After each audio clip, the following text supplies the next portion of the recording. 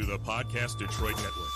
Visit www.podcastdetroit.com for more information.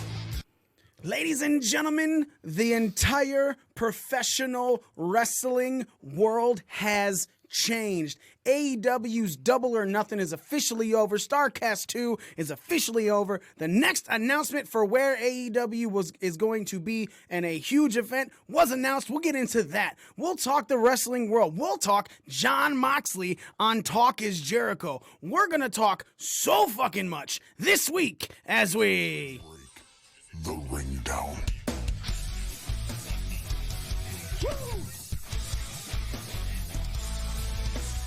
You don't know what hard times are, Daddy. The cream will rise to the top. Oh, yeah. Austin 316 says I just whipped your ass. You just made the list.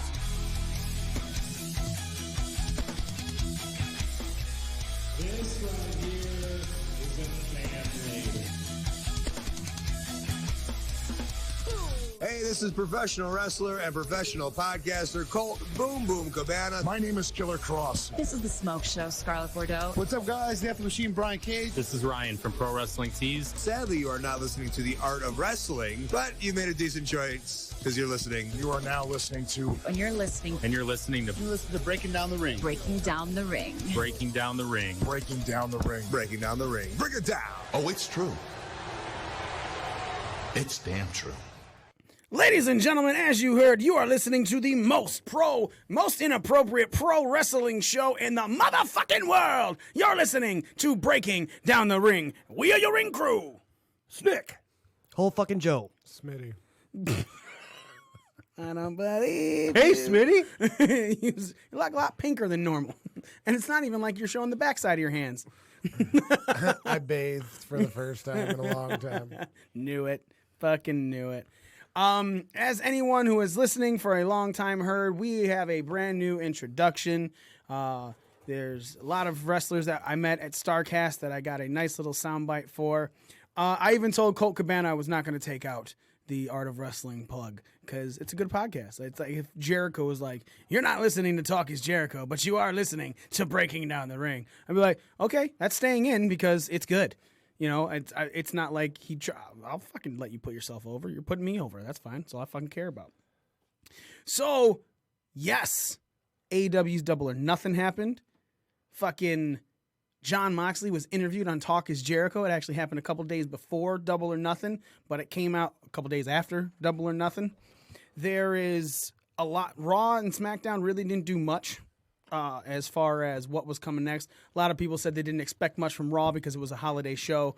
But when a wrestling show blows it out of the park, you know, hits it out of the park, blows it out of the water, however you want to say it, you kind of should rewrite something to come back with. Instead, Raw took 50 minutes to get a squash match in. A match, which was a squash match. And then 20 minutes later was the Becky Lynch tag match with... Oh, fuck, I don't even remember who she tagged with now. Oh, Nikki Cross against... yeah.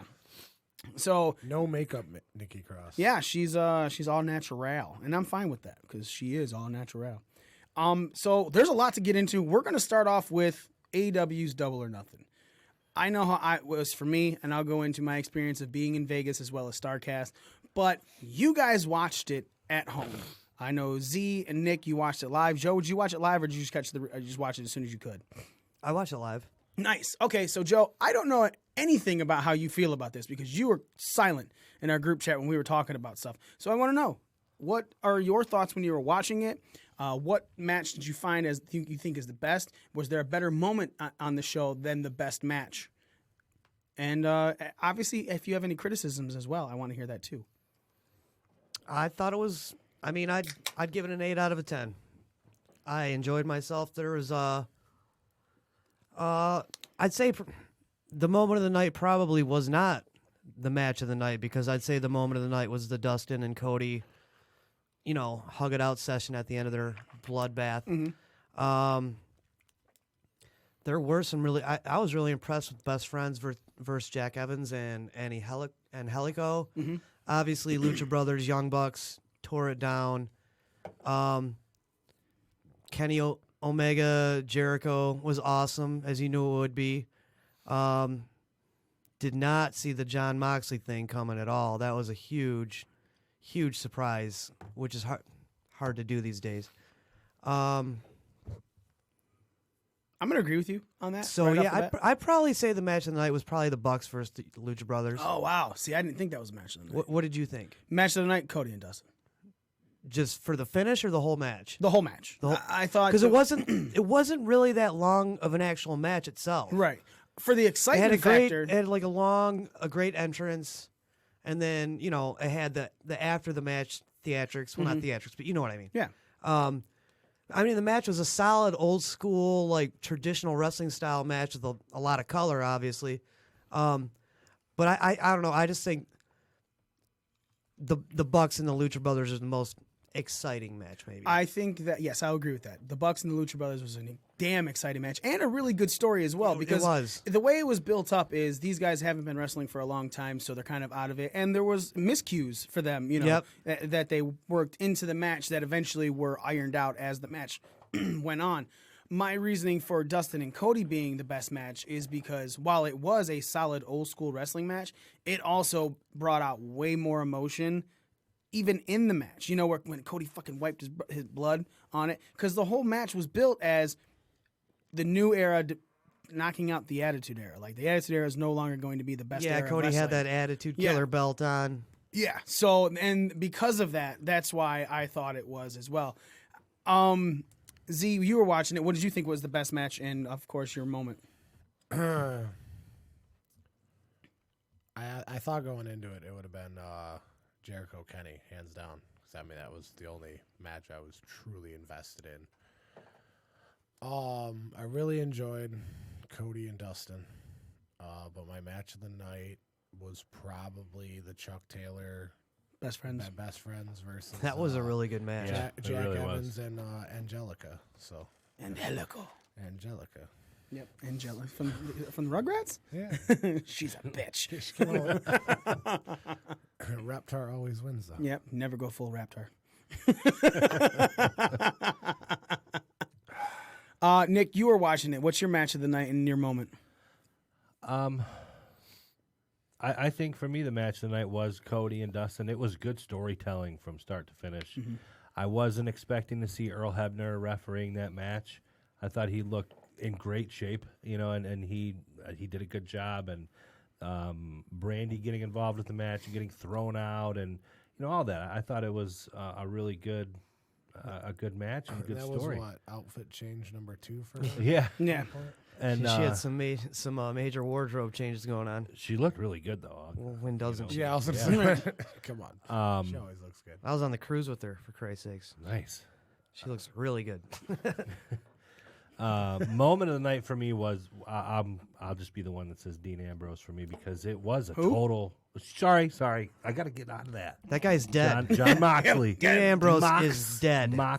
John Moxley. Mox. The Mox. Yep. What does the Mox say? I mean, I did. I gotta say, I used the term I've heard. Fuck Joe say WWE. Before. That's what he says. I marked out a little bit because I was like, "Holy shit!" I stood up. I was smacking my girl on the leg because she loves John Mark. No, she loves him, and I was like, "It's your boy! Oh my god!" And I was, and I think Jim Ross, hearing him and the excitement in his voice. Jim Ross gets me every time. Because he even said he wasn't expecting that. You know what I mean? So, Jim Ross could make me watch a terrible wrestling match, and Jim Ross would make me care about it. I love Jim Ross. Slobber knocker. He's great. Yep. I hated the other guy on commentary. Me too, dude.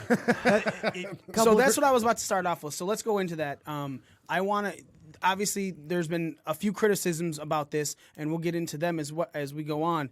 But all I heard from Nick and from Z during this was that Alex Marvez was just horrid on commentary. I hate that guy. He's never done it before in his life. Why is he? He's a football guy. He's not a wrestling guy. He has no business being there. He's got to be.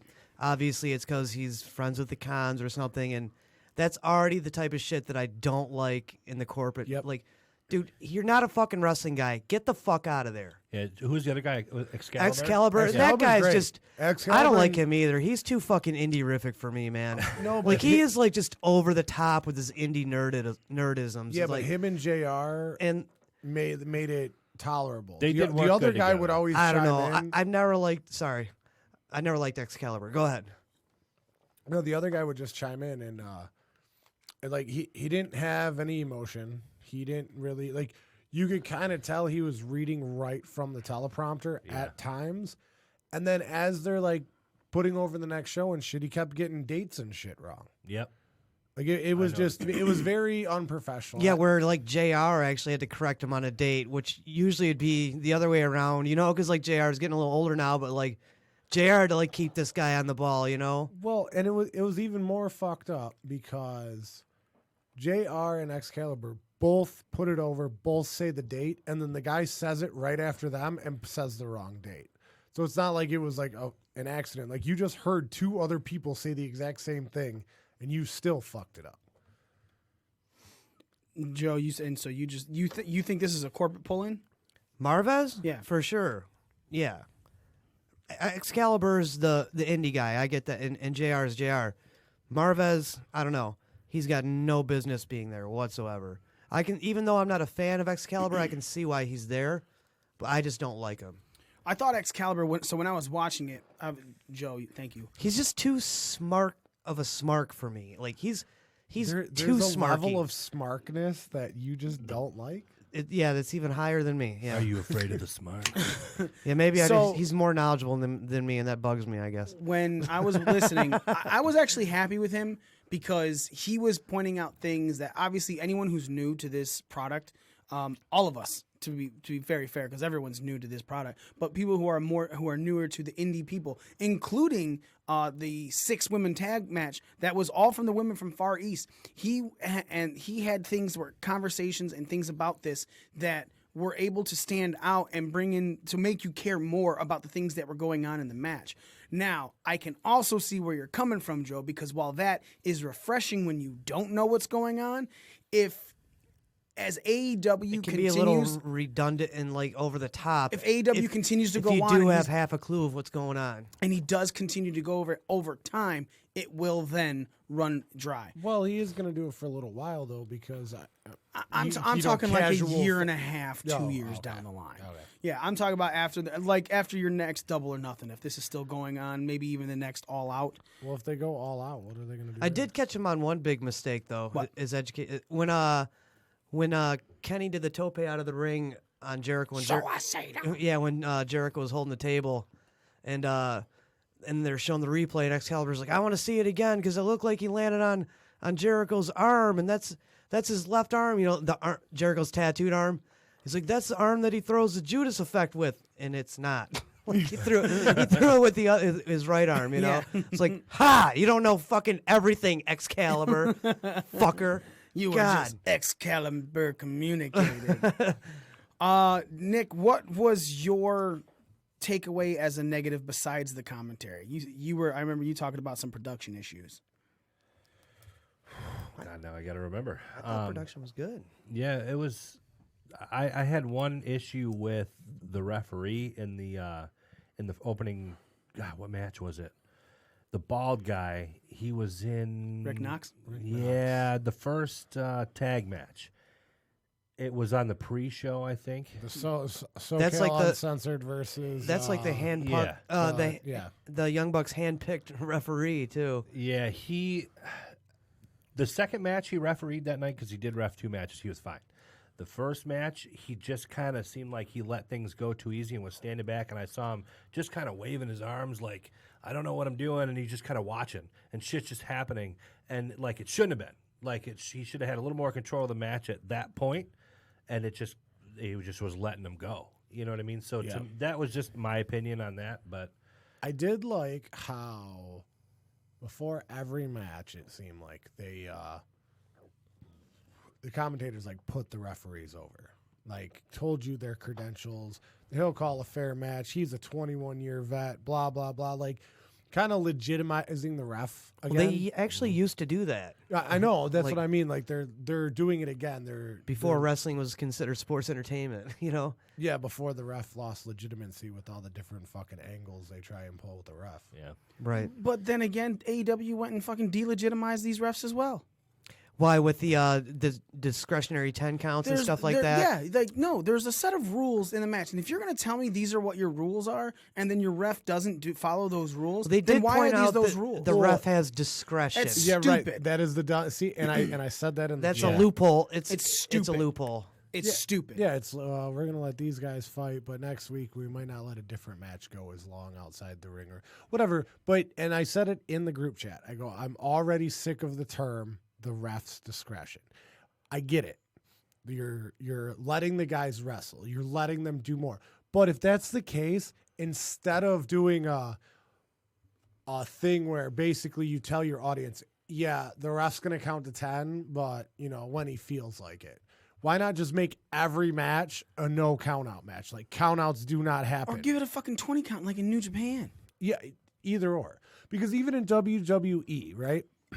The count is not 1, 2, 3. In some matches it is because that's the finish. In others, it's all right. They've been outside for a while. like, 1, 2, 3. Oh, somebody distracted me. 1, 2, 2. Right, exactly. Yeah, you can't, if you're going to set a standard with the rules that you have going on, then you have to follow those rules and use them and put them in play. The ref has to have, otherwise the ref's just out there for to count to 3 or to disqualify somebody or something like that. It's a pain in the ass, and it's something you can't follow as a fan. If you want to tell me this is a much more sports oriented type production, well, I'm sorry, but the umpires and referees in any of these sports are listened to, and if the fucking and if they're argued with or taken away from, like, look at baseball, man.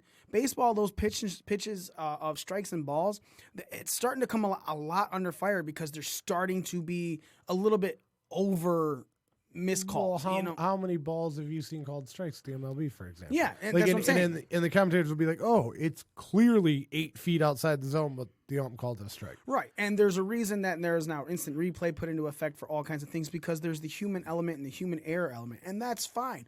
But if you say a ref has his own discretion, well, then you're setting up really confusing things for your viewer. People who don't know how to follow. Like, I can watch a WWE match, and I know that you have a 5 count to get out of the ring if you're in a tag match. Yes, they said 10, but they didn't adhere to that 10 count as soon as that Bucks match happened. There's a 10 count for the outside of the ring. And yes, that 10 count is very fucking delayed. And I know that the ref is going to count 1, 2, and that's faster than he's going to count it. But I know that the minute you hear 10, someone's out. That's over. It's a disqualification. If the person holding that hold on the ropes gets to the 5 count, DQ'd. If you get to the 10 count on those tag matches and you don't make someone get back in the ring or get out of the ring, whatever it is, you've just now delegitimized that ref, because it no longer matters what these rules are, because these people won't get counted out. These people won't get disqualified, and then you start losing your audience. However, let's be very honest. This is fucking nitpicking, this show. Sure. But at the same time, they're gonna have problems, and it's all about ironing it out. This is the first time AEW has put on a pay-per-view.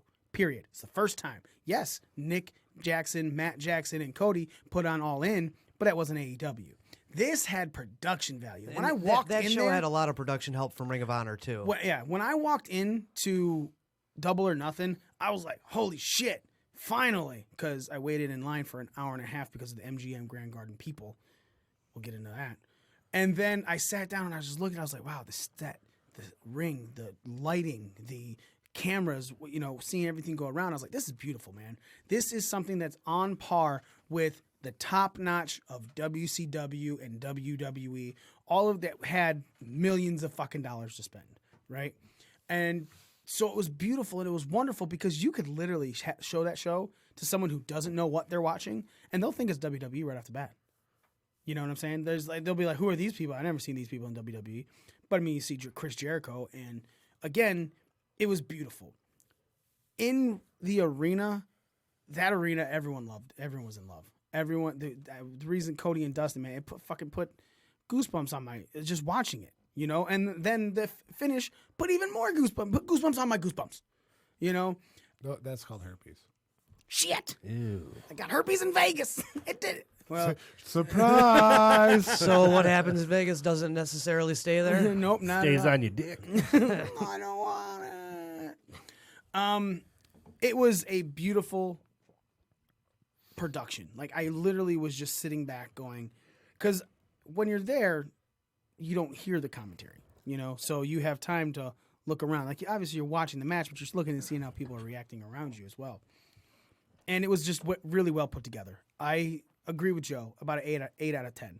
You know, the way Double or Nothing did everything and then set things up for the future was smart. My match tonight, like I said, was Cody and Dustin, but my moment of the night was MJF, because what they did to help get him over was ingenious. From the buy-in Casino Battle Royal to the promo during the reveal of the AEW World Championship. He was money on the mic. He was really good on the ring. The way he played it out, it was pure heel mode, and that's what you need. Because sure, Jericho's your biggest heel right now. What about 2 years from now when, you know, when Jericho's not wrestling as much? When Jericho's too old to wrestle? Is that what you were going to say? No, that'll never happen. He'll be here till he's like Ric Flair's age. No, that's why I said not wrestling as much. He is not the person that you're going to count on anymore. So you have to build legitimate heels, and you've already started it with the seeds of MJF. So I'm a huge fan of what they did for that kid. How do you like that, Lieutenant Dan? That shit was hilarious. Why, Brett? Watch out! It's a fan.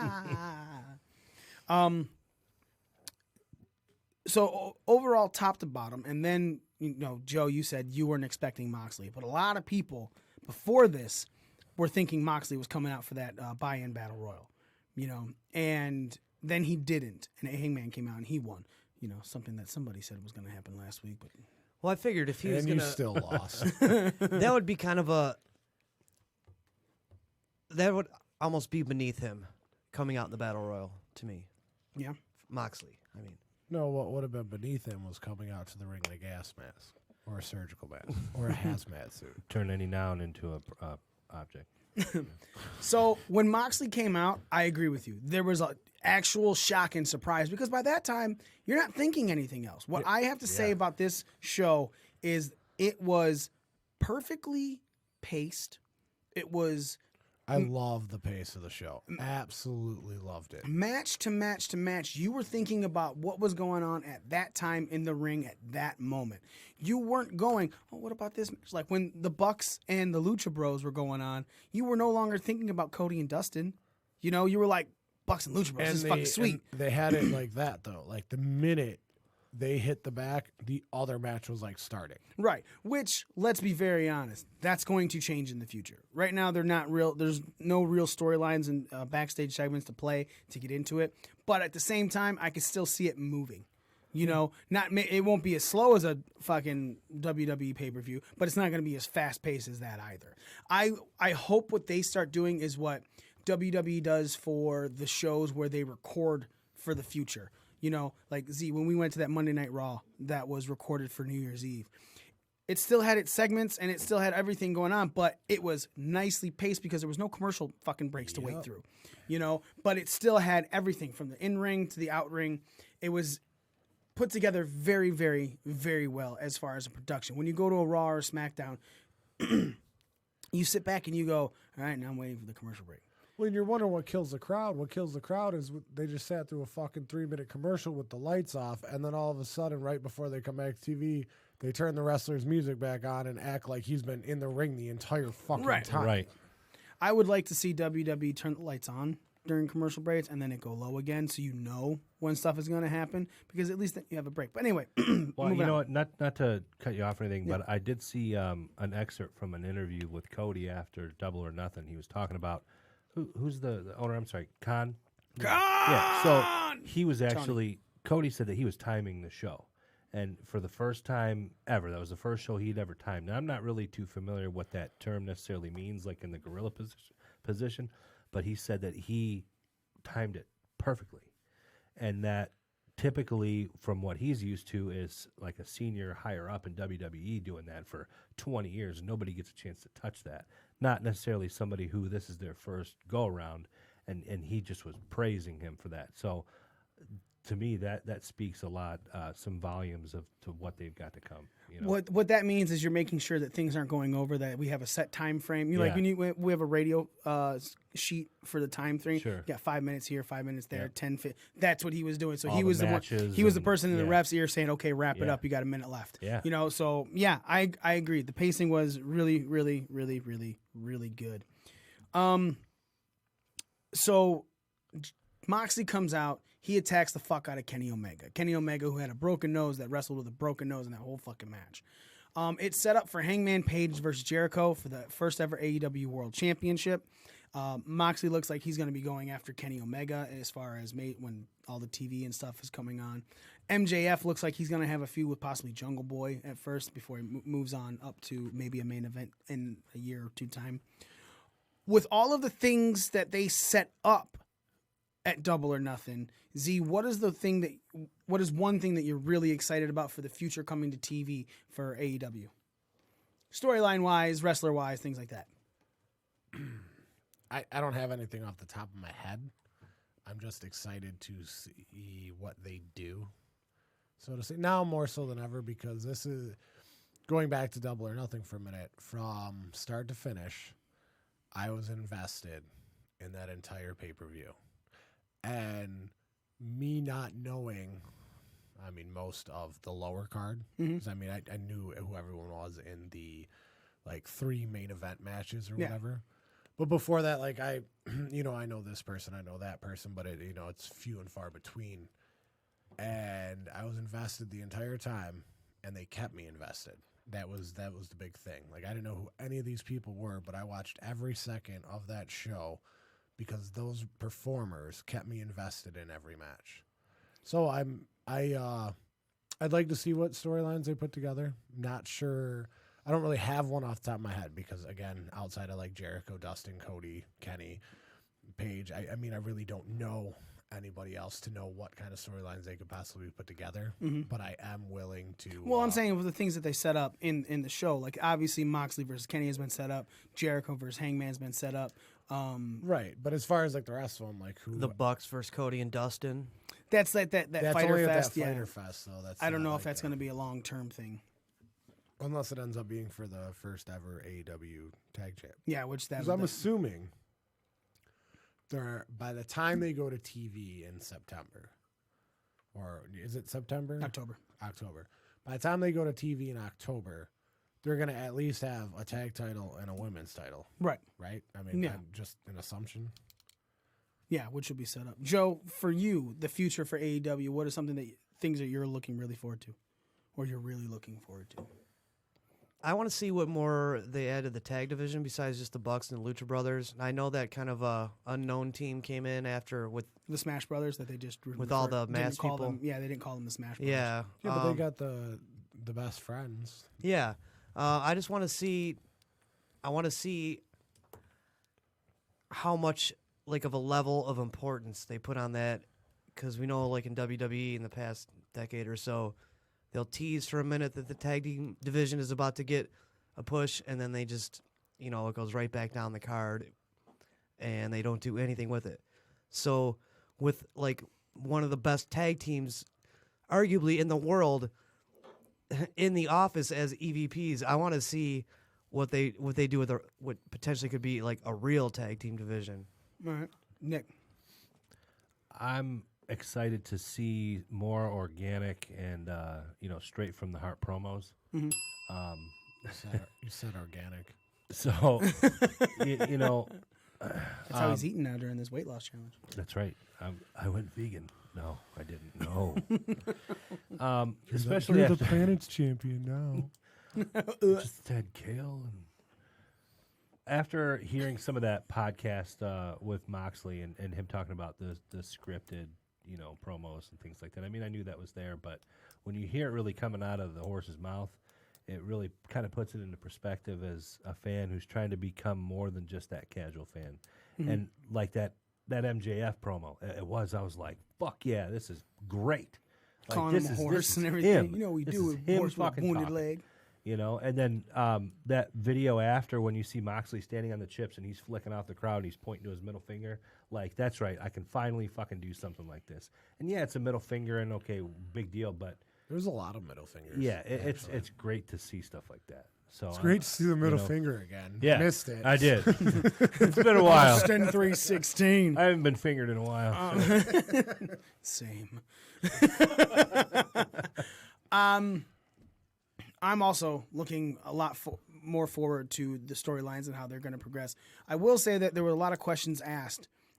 They ended up doing a media scrum with performers to is that like a rugby scrum? Do they all no, like so you know how after a football game, baseball game, they open the locker room doors to the media, and the media is able to go in and talk to the performers. They did the exact same thing. Tony Khan, Cody, there were many people that were spoken to. Cody said, and he revealed that the TNT show is going to be a 2-hour show. Good. That and at the same time that TV, because someone asked about the middle fingers. They were like, is this what we're supposed to look forward to? And he goes, no, think of the TV as a more scaled back version of the pay-per-views. Obviously, the pay-per-views, we're going to go a little bit harder because it's going to be pay-per-view, but we want to have something for the casual fan, the family fan. We're not just going to, be throwing this out like that. So what I'm thinking is that they're obviously we all want more real type storylines, and that's going to come from the performers. It's not going to become coming from things that they're letting them do, not letting them do. It's going to be a much more real type feel because these are these guys who are talking about, they're going to be given bullet points for sure. Especially if some of these promos need to push stuff on, but it doesn't mean that these promos are written for you.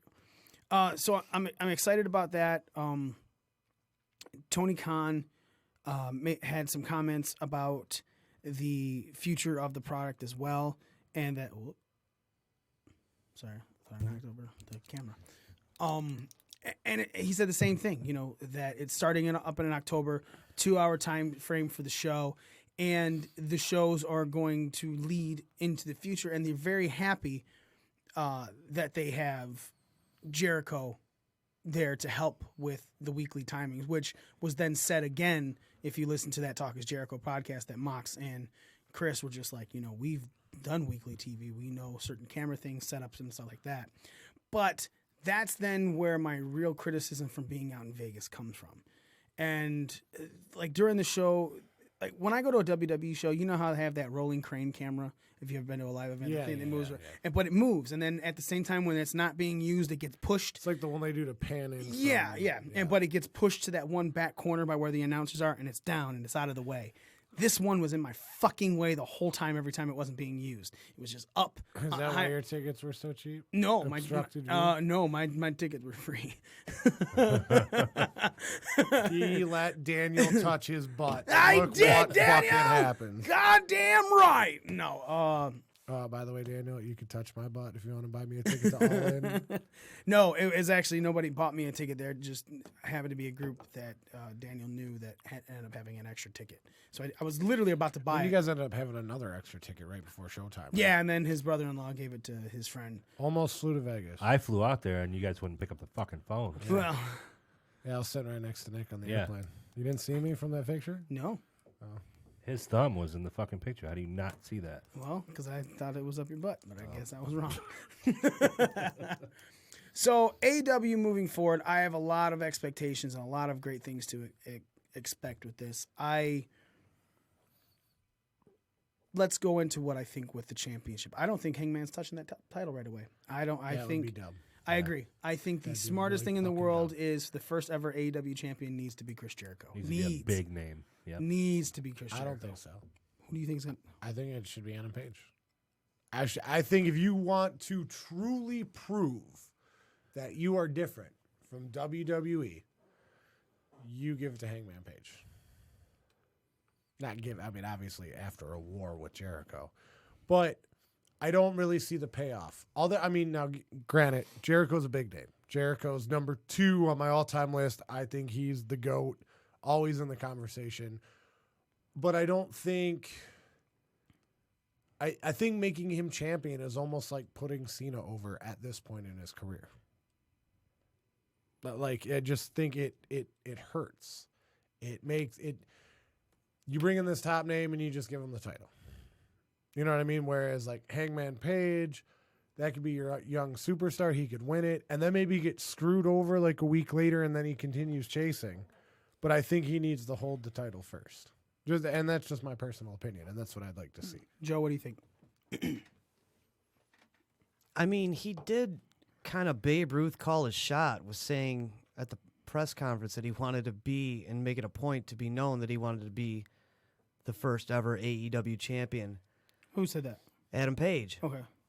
So, I mean, those are strong words to say and then not come through is all I'm thinking. And I think I'm gonna agree with Z a little bit on this one. Jericho doesn't need this.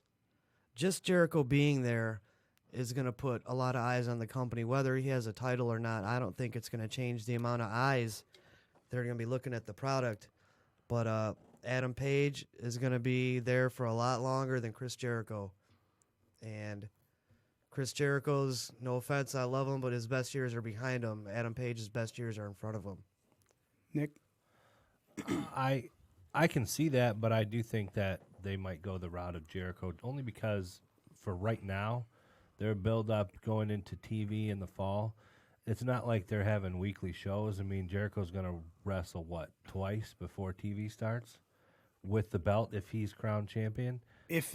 No, I'm thinking that belt's coming out at All Out. Him and Moxley are also both booked for matches in New Japan. Mm-hmm. So then, once you hit TV, I could see Paige winning it the first week or two, maybe the first week, to really kind of blow it up and have that unexpected moment for the first. And then you can just, run with it. But then you had Jericho with that build-up. I could see it go either way. I just think it'll be Jericho. I mean, if you have Paige win it, right, then you can have Brock come in and cash in the Money in the Bank. Boombox. I hope you're right. Money in the Bank boombox. Brock party, baby. The reason I say Jericho first, and it's not, I agree, Jericho doesn't need it, but I think AEW needs it. I think that anyone who hears Chris Jericho is wrestling for a company, some might tune in. But, I'm tuning in either way. Right. But I mean, I'm also a huge mark for Jericho. Right. So then you have the other people that are going, oh, yeah, Jericho went to this other company. I'll check it out if I get a chance to check it out. It's kind of like my thought process on Brock holding that box, the briefcase, until the first Fox show and then cashing it in on the first SmackDown on Fox. It's a huge ratings grab. It's a big thing. It's something to pop the show off. Jericho winning that title at All Out, and that's speculation for All Out, because they haven't announced anything. That's 100% speculation. I thought it was that Fight for the Fallen. They've not announced anything. The only thing they've announced is the Bucks versus Dustin and Cody, Right. Oh, no, that's at Fyter Fest. Yeah, and again, I also agree that if they have that match at Fight for the Fallen, stupid have Paige take it. Really stupid. Because then you don't even have anything that's putting Paige over outside being the Elite, the web show. And that's that's getting like 100,000 views, but it's not a weekly television deal where people are able to see on a much larger scale. Fucking Hangman has 5 minutes in a 20-minute show, rather than being touted as a champion on 2 weeks of television. I want to use that pen later, right? Yeah, that's what I was looking for. So Jericho as your first AEW champion, I think brings in more viewers. Well, and it goes, I guess you're right, because then it goes right along with his whole heel stick right now, where they didn't even tell me thank you. I'm the reason they got this TV deal, and then he becomes the champion just to add fuel to the fire. I mean, yeah. And I think Jericho should hold that belt for a couple months. I think it needs to have a decent run, not a great run. You know what I'm saying? Not like, man, he went to fucking February. No, I think Jericho maybe towards the beginning of the year, end of the year, beginning of the year, next year, then Jericho could drop it. And I think the next person who should have it is Adam Page, because then Jericho has established that title belt with his name, and then he puts over Adam Page as well in another great match. Like, I'm not even saying he should pin him perfectly. Hold on. Now, this is where this comes into play. You think Adam Page should hold it after, but then Adam Page is going to have a loss on his record if they're counting wins and losses. So if there's somebody with a better record than Adam Page, technically speaking, they should get the title opportunity over Adam Page. If that's the case. I mean, I'm just saying they put such an emphasis on counting wins and losses. Wins and losses being so. If mattering you and give Page the loss, then it kind of knocks him down a peg. True, but at the same time, if you give Page the loss through some fucking disturbing tactics, But a loss is still a loss on paper. Hey man, I'm just saying. I understand, but we don't know what this win-loss mattering thing is gonna mean. You know, is one loss in this match gonna matter a lot? You know, Jericho's the only one who has an actual match win. Hangman won a battle royal. You know, he hasn't won a singles match yet.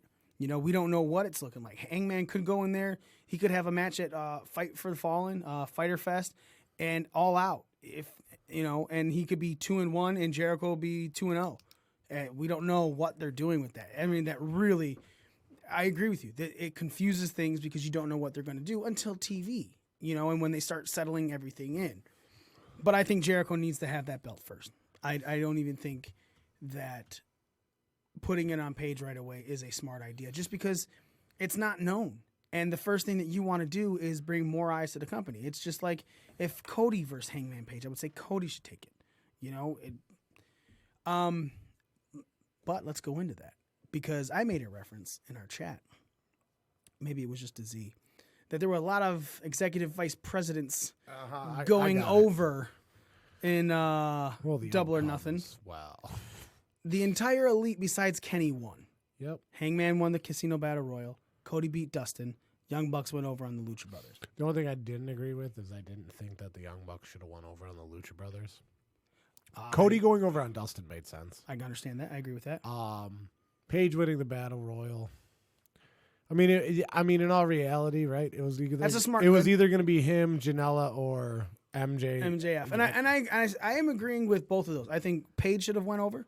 I agree that Cody should have went over.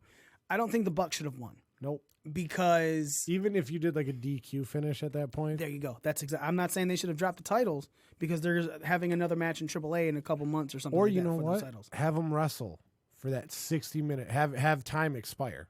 Like you wrestle There to you a go. draw. Yeah. So then your next match has no time limit. Yeah. I agree with that 100%. There's ways to get out of having the Bucks go over. Well, especially when you have your normal ways, your DQ, your count out by the ref's discretion, so the 45-second count. But then you also have the out of they've actually put time limits back on matches with a 30-minute time limit, with a 60-minute time limit, et cetera, et cetera. So now you gave yourself another out on how to end a match. I agree. That was it. No, I'm not arguing that because it was one of my big problems with this. It was going into this was going off of All In, and at All In they booked themselves to win everything. And I mean, Kenny didn't go over, and No. and Kenny lost clean. Yes, I guess you know. So I mean, there's that. But even going into that, I was like, Jericho kind of has to win this if they're, especially with Page winning earlier in the night. They're not going to do. You know what I mean? I don't know.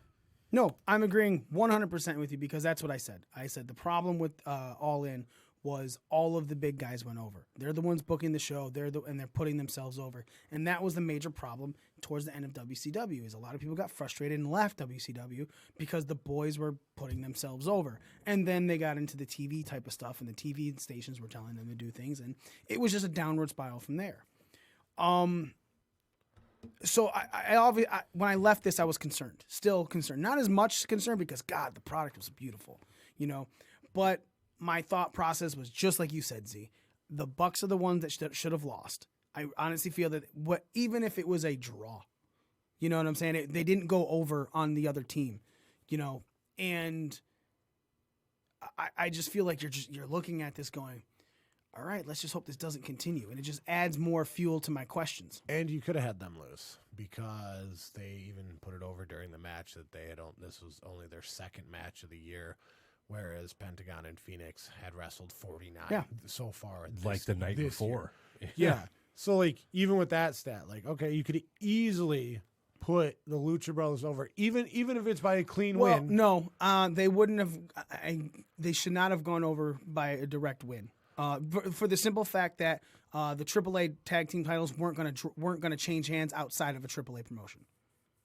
Okay. So that's the only reason I'm saying that there's Okay. disqualification. I mean, you could always do count- like yeah. a dusty finish at this point, though. Like they win, and then it wasn't really a win. And what better way to have a Rhodes pay-per-view than have a dusty finish? Nick, were you concerned at all about all the majority of the 3 out of the 4 EVPs going over? A little, but very little, only because I don't have as much invested in those guys as you guys do. So, like, I look at it a little bit differently. So, yeah, okay, it's kind of like, the Shanes and Triple H and the Vinces of the world winning matches. The Triple H. So, but, like, I'm also kind of like, I think it would be a bigger problem if this were 2 years from now, 3 years from now, and there's still all the EVPs are still going over in situations such as this. But for that opening show, I don't mind it. But again, like I said, it's only because I don't have as much vested like you guys do. You guys know a ton about, the Bucks and Page and this and that. This is my second or third match actually seeing these guys. So I will say this: I'm not upset that they went over. I just think, in my mind, it's drawing a lot of red flags. Yeah. Like, all right, like I see a pattern from All In to All In Double or Nothing to, and we'll see going forward. Yeah. First show of AEW, second show you've ever put on. Like, we'll see what happens. Yeah, I think they need to nip it in the bud real quick, though. Yeah, along with that ref's discretion bullshit. Yeah. Now, let me ask a question before we move on to the Jon Moxley Talk Is Jericho. Obviously, we watched this. Is there any one person, Nick, for you that you're excited for that this pay-per-view put on the map for you? Something that you had not watched before that you're like, man, I can't wait to see what they do in the future now. I am excited to see Hangman Page because I've heard really good things about him. And, I think from what I saw, the brief instances of what I saw in the casino, the Battle Royale or whatever. Mm-hmm. Yeah, I'm excited to see him. I'm excited to see what MJF's going to do because, I think that promo that he cut and everything about him that night was, top notch. And I'll say Kenny Omega only because, I don't have a lot of experience watching him. I think that fight with Jericho was great. I like the way he wrestles. I've only seen a few of his fights, so I'm excited to see more of guys like that, that are put in my face a little more. It's a little more accessible for me to actually watch it, Okay. Joe, is there anyone on this card that when you were like, man, I'm really glad that they're on this and I can't wait to see what they do here? Well, most of being the elite guys, I am interested in seeing what those guys. I mean, because other than being the elite, they're not used to being featured on a weekly basis on like a 2-hour show. I'm wondering. I want to see if these guys can still keep their steam and keep their popularity and keep that like level of coolness they have, almost like an underground band, Mm-hmm. If they can keep that momentum going, when they've been on TV every week for a year, if there still be, as special to some of the people that are craving the alternative that are right now. You know what I mean? Mm-hmm. So I just want to see if they got longevity, I guess, in the American weekly TV system.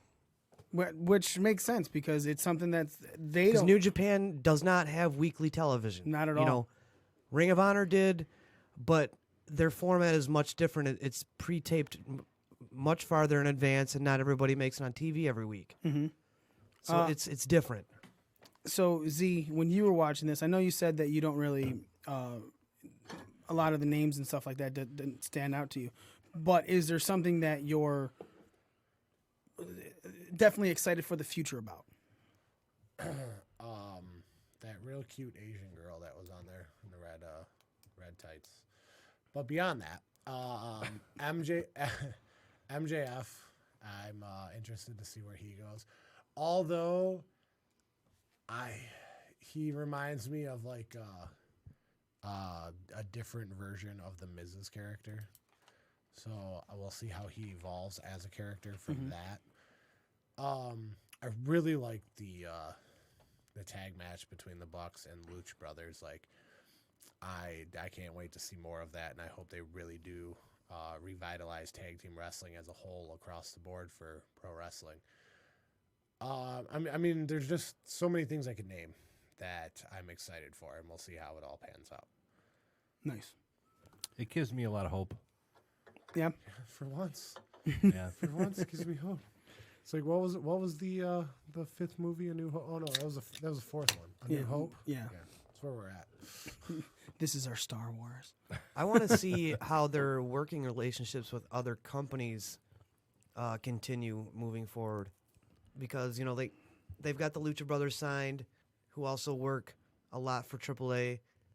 They've got Jericho and Mox signed, who we've already mentioned. They've got bookings in Japan, and a lot of their other guys are doing, work elsewhere, other companies. I just want to see how that flourishes over time as well. Mm-hmm. All right. So AEW's Double or Nothing is over. Their TV show is coming up in October. More things are going to be happening, then more pay-per-views. All Out is happening in Chicago. They announced it August 31st. Tickets are going on sale June 14th, 2019. Actually, as we're recording this, the StarCast 3 bracelets have already gone on sale. So you can buy a StarCast 3 bracelet weeks before you can buy a ticket to All Out, which would suck. And they just announced StarCast 3 like 4 days ago. Yeah, at the after party is when it was announced. So let's move on. Let's have a conversation about the one, the only. Oh, thanks, Callie. Callie's giving us all the hearts. Let's have a conversation about the newest Talk Is Jericho. Jon Moxley was on it. They recorded a couple days before Double or Nothing happened, and he vented about WWE quite a bit. At the same time, though, he definitely let it off praising some of WWE. He said, here's a quote, needless to say, the last 8 years couldn't have been any more successful, and I'm full of gratitude to WWE for that. And then he went, so now that that's done, let's go ahead and bury the company. For the rest of this episode. Things that he stated. He said that Brock's paid millions to ruin the company. He goes, if there was no other promotion, he would have still left. He goes, creative sucks, and Vince is the problem. He goes, if he only got $500 for that last Shield special. $500. He said, that is what extras get. If you go to the show and you don't even use as a performer, you're given $500. I was listening to that while I was working. I was like, wow. And they gave him a $500 check that he hasn't cashed yet. He thinks he should frame it. He should. And he said, fucked up. He sounds like, throughout the interview, though, like it sounds like he left the company on the most professional terms I've ever heard of. Just because he was like, all right, you want to give me shit? I'm just going to ride it out. I'll do whatever you tell me to do. I'm going to give you my idea first. You don't like it. I'm going to do whatever you tell me to do.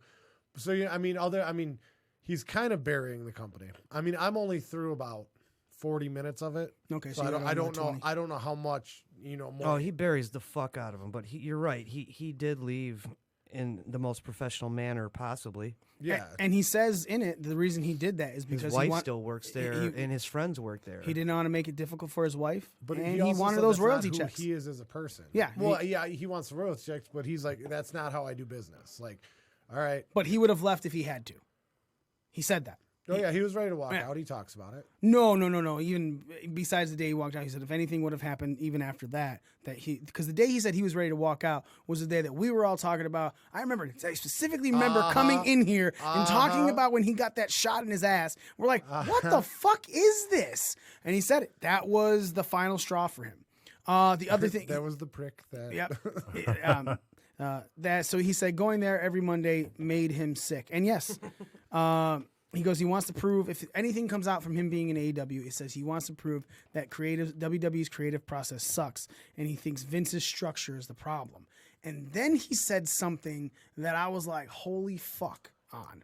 After Vince bought WCW in 2002, Moxley said that's when Vince started putting a structure around him that is how the entire creative thing works.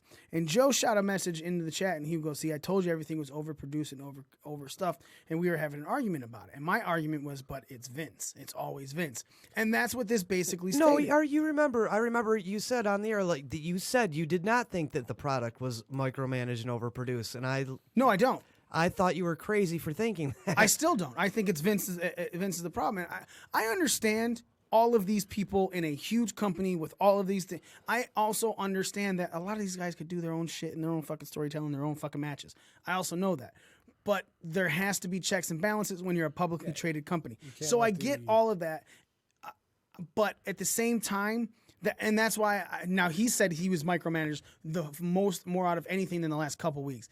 And then again, you kind of get that too, because business-wise, you want to make sure this dude doesn't just bury you while he's there, even though you're trying to bury him. And you'll get to that part with the whole Nia Jax thing. But I did say I agree with you that Vince is the fucking problem. And I've always said it. And we're hoping that Vince leaves for this XFL thing. But I agree 100%, no argument at all. And he even said it. He goes, when you got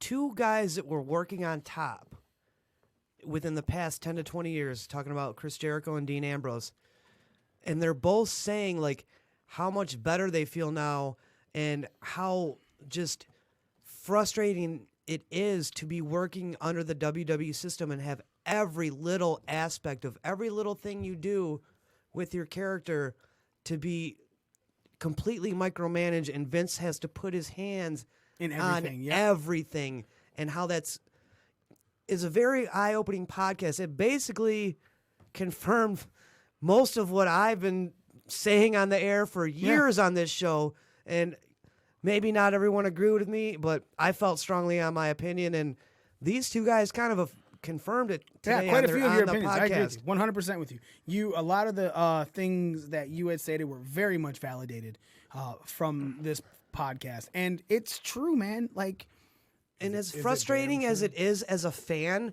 when you're watching the people that you're a fan of and you know that they're going through this, and then to hear them like literally confirm it, how frustrating could it be for them? Right. You know, if you're frustrated watching them as a fan, it's got to be making them like literally fucking bang their heads against the fucking wall.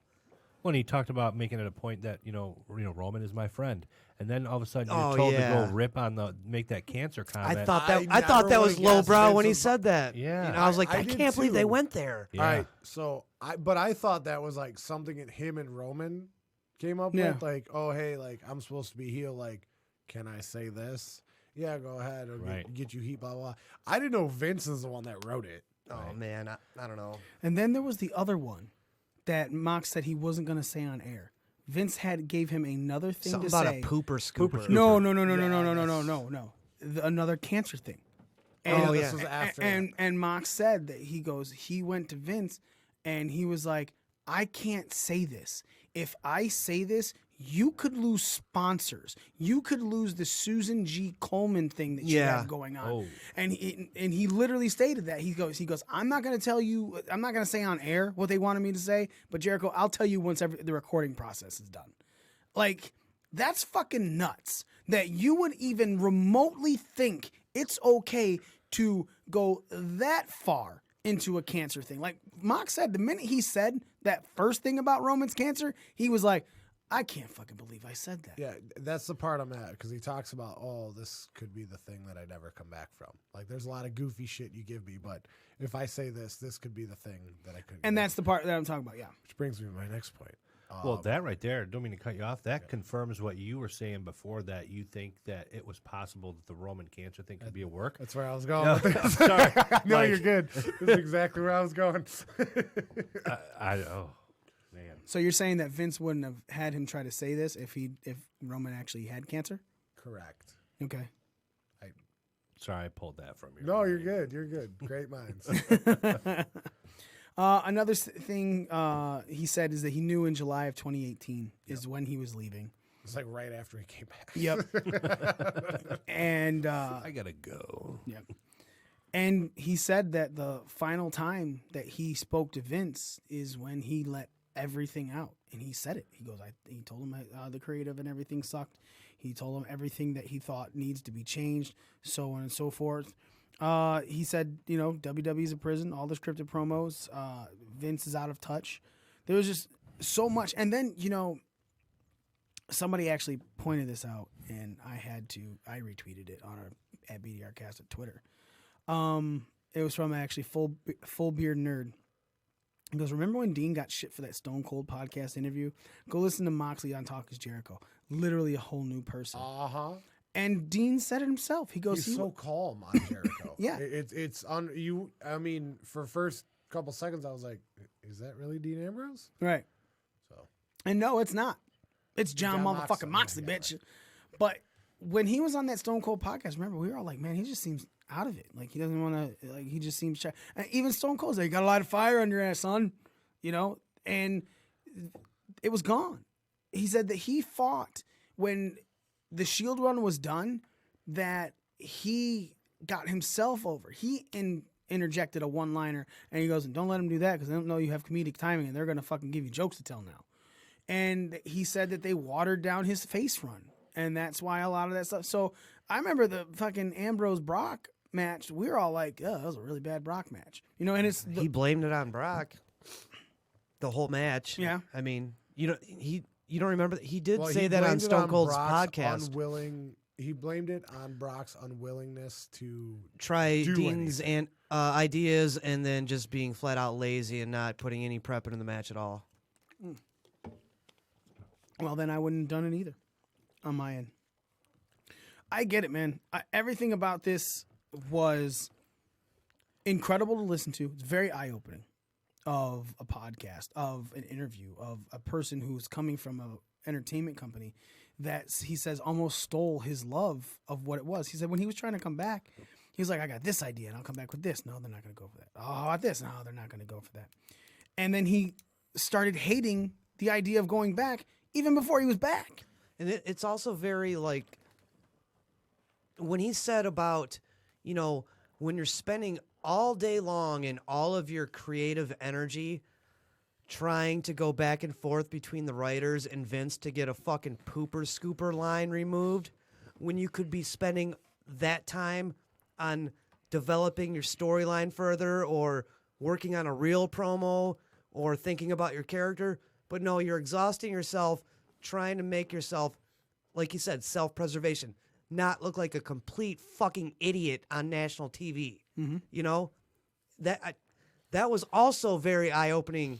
Like, man, these guys are fucking drained. Yeah. Just trying to save their own careers. And he's specifically stated, he said, I don't blame any of the boys. It's not the boys. No, the boys didn't do it. We've always said the roster is not the fucking problem. Yeah. Yeah, the roster hands when down. when they said they were gonna change everything and they didn't change a fucking thing. You're gonna say new faces. Like, dude, your faces are not the problem. You're the fucking problem. Like, you have a roster that's wonderful, full of high-level talent, hungry young talent that are willing to work their asses off for this business, and you just fucking ruin it all with your stupid-ass, childish fucking lunatic fucking booking. I love your anger rants, I gotta tell you. But tell me I'm wrong, though. No, absolutely not. Absolutely not. That podcast literally confirmed almost word for word shit that I've been saying for like 3 fucking years. But not by talking to anyone, just by my own observations of watching their shit product and watching it decline week by week by week. It gets worse and worse and worse. And now everything that I myself was suspicious of has been confirmed. So, Joe, are you in the agreement that Vince is the problem? Dude, I've been saying that for fucking since before we started this show. All right, but Joe, would you say that that Vince is the problem? Yeah. I've been saying that for probably a fucking decade. Do you man. think anything will change if Vince stays? No. Nothing's going to change until Vince dies, and I hate to say that. No, I've true. been saying that too for years. Like, I don't want the man to any die, new but talent coming up, man. Go to New Japan, go to AEW, go to Ring. Stay the fuck away from WWE till Vince fucking dies. Seriously, because he's gonna fuck you up. Nick, for much as what you listen to, what are your takeaways? Anything surprising to you that makes you reevaluate your thoughts on the WWE product? No, nothing really surprising. I've definitely gotten the impression over the last few years, learning more and more about it, that Vince definitely is the problem. And again, like Joe said, he fucking confirmed it. And I'm sure he's not the only guy that will sit there and tell you, well, I they gave me this script, and I kind of tried to make some changes to it, and read put up any one of Jericho's books. Yeah, and He it talks wasn't about just shit. it wasn't just Mox confirming it. Jericho was Yeah, confirming he was what backing Mox him was up. saying and adding his own points on why Yep. Vince is a fucking raving lunatic. Yeah, he's like that angry boss that oh man, look at this idea. It's really awesome. Cool, but I'm going to do it my fucking way, which fucking sucks. So I'm going to need those TPS reports.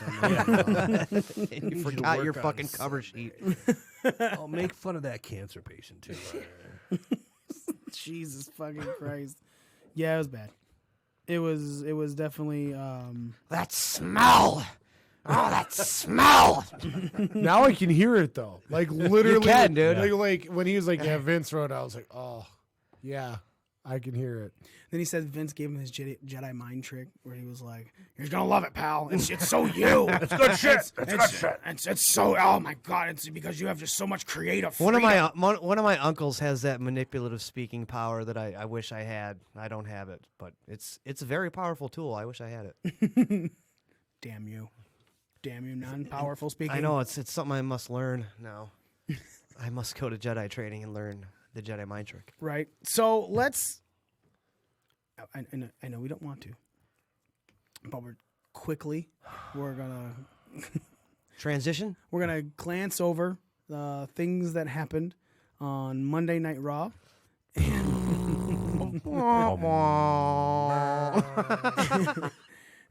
SmackDown Live. I'm gonna need another beer for all this. No, when I say quickly, I mean fucking quickly. Maybe I'll make it a shot then. Nick, you pointed out to me first, man, 40 minutes at one point. You said it's 40 minutes before. And no, I said 46 minutes. Yeah, we were still waiting for that first fucking match. 46 minutes in. And 52 minutes in, we got that squash match of Shane McMahon defeating Lance NOI. During that time, I think we saw 3 commercial breaks and garbage and some more garbage and... Yeah, and somebody made a comment on a message board I saw. Well, they used to do that before. There'd be a half hour because of storyline buildup and promos and whatever. That's fine. I don't care if there's not a match to open the show. But, dude, almost an hour? Get fucked. Yeah, the entire fucking first, outside of 10 minutes, that entire first hour had 0 matches. Yep. It's like a couple weeks ago when they had like 3 different talk shows on one episode of Raw. They had like... a moment of bliss, like a KO show and something else. Like, are you fucking kidding me? Well, they opened the show. They did the Triple H Randy Orton promo. Mm-hmm. Then they had Shane McMahon come out. But then they had Shane McMahon go back to the back and then come back out again. Mm-hmm. And then they had Shane cut a promo. And then they went to commercial. And then after the commercial, Lance Anoa'i was in the ring and whatever. They cut a little promo then. And then finally... the match started. Right, and then Roman came out to save him. Brock came out there dancing and playing stupid. I got a year. Yep. And yeah, I honestly though, like I take that as a highlight because I found that funny because he was like, yeah, dancing around with his boombox, whatever. That's gonna get old really fucking quick. I like it for the time being, but I can see it getting really. It did make me chuckle. Yeah. Really annoying really quickly. But the one thing I did like is he's like, what? I have a year, and he starts smacking Heyman with the fucking contract. Like, that was great. Like, he was just like, I have a fucking year? And he's like, yeah, good luck, boys. I'm not telling you when I'm doing this. I have a year. Didn't that was a little weird to me, though. That he didn't know what the fuck the Money in the Bank contract is that Brock's just never there. How is he that supposed just to know? Shine a light on, like, Brock, the character, not giving a fuck about the company or the people? Yes. I thought it made him look stupid. Or that he doesn't care, that he's above all that. But I don't know why he would get mad at Heyman. Like, I mean, it was funny when he was slapping him with the paper and stuff, but, like, why? Like, what? I got a year. And he's like, I don't get that. Like, It does make sense that he didn't know, though, because that's what he has Heyman for. Heyman takes care of. I mean, in the character side of things, like Brock's too big to pay attention to what the Money in the Bank contract is, so he never did. And then it doesn't make sense. He's slapping at the paper like, I got a year. You didn't tell me. And then Heyman's like, you got to make a decision. Like, no, he doesn't. and that's what He doesn't have to make a decision at all. That's why Brock grabbed the mic and was like, I have a year. Yeah, good luck, boys. And like dropped it and walked away. But why would Heyman be like fuming? Like, you got to make a decision. No, it just makes it's bad writing. Yeah, exactly. And then it's like Paul was telling him something, and he was just going with what Paul was saying. But at the same time, dude, I'm sorry. Brock's been in that company, even with his hiatus. That Money in the Bank thing has been going. Was he? No, he wasn't in Money in the Bank match before that. He got cashed in on though, so he should have known. Yeah. Yeah, no shit. Good call. And that's my problem with it. Is it's making him look like a fucking moron. like Mox said on the fucking podcast. What? So I'm a fucking idiot then? So this is what an idiot would do. Yeah. And that's exactly how the fuck he came off. But Brock's also making way more than Jon Moxley. More than $500 a date, that's for sure. Well, no, I'm just saying he's making way more. So if they want me to look like an idiot for a couple $1 million, not a fucking problem. Cody on Facebook said that he feels Raw is becoming more of a talk show than a wrestling show. Well, they had 3 talk shows on one show, so Yeah. I can see where he's coming from. Hold on. So let's talk about how we can't have the word war on TV, but we can have a fucking electric chair in the middle of the ring. But the Ember Moon, they call her the war goddess of war or the Empress of War or something. Like, we've already argued this. I know, but it's so dumb still. But though. you the put dumbness is still there. Like, But you put it hasn't gone away. You put an actual, I mean not Electric actual, chair. but a real looking electric chair. You know what the fuck was the point of that anyway? Like, So Seth could you throw it sit. out of the That's ring the and you break it. sit in the electric chair while the fans ask you retarded questions. So okay, before we go, let's not conversate on that at all. But let's talk about the one thing that happened which is the only other thing I was going to talk about for between Raw and SmackDown, and that was the fact that Sami Zayn said, "You could have asked me about anything. You could have asked me about AEW." I was like, And then you read all these things like, "Oh, Vince told him to say that." Oh no, Vince didn't. Vince was pissed, and it's like, there's a bunch of conflicting reports. Yeah. And one of the reports are saying that before it was put in the writers are, and then it was actually everything that fucking Mox said is when this all hit. It was like in the original scripts for it, AEW was in there and everyone was okay with it. And then by the time the higher ups got the script, AEW was out of it. So Sammy was going by the original script and said AEW. Therefore, while it's confirmed that it was supposed to be said, at the same time it was taken out. So that sounds so WWE-ish. Right, and then you're just sitting there going, yeah, Mox literally just fucking said all of this stuff on fucking days later. What do you think, Nick, like, when you were listening to that, when it was said, where you're like, holy shit, I can't believe they said AEW, or like, oh, that should have been in there? I wasn't like, holy shit, only because I had already knew that he said it.